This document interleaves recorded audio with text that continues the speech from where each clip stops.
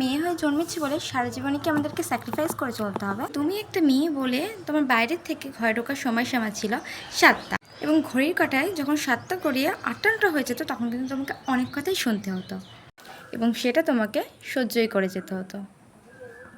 তুমি যখন একজন স্টুডেন্ট এবং পড়ার ছলে পড়া বসাতে গিয়ে মাস্টারমশাই তোমার যখন কোনো একটা জায়গা টাচ করে দিল খুব খারাপভাবে, এবং সেগুলোর বিরুদ্ধে যে তুমি প্রতিবাদ করবে সেটার অধিকারও কিন্তু তোমার ছিল না, এবং সেটা তোমাকে সহ্য করে যেতে হয়েছে।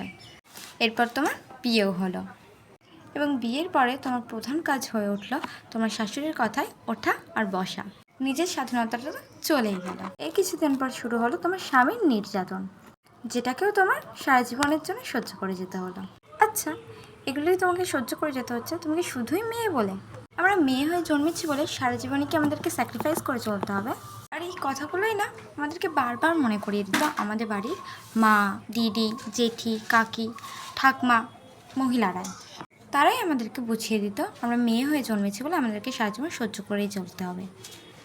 আর স্বাধীনতা সে কি জিনিস তারা জানেই না।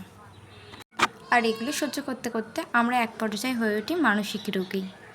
আমাদের কষ্টগুলো চোখের জলের মাধ্যমে ঝরে পড়লেও আমরা কাউকে বোঝাতে পারতাম না আমাদের কষ্ট হচ্ছে, এবং আমাদের জীবনের মানেই হয়ে দাঁড়ালো শুধু সহ্য করা।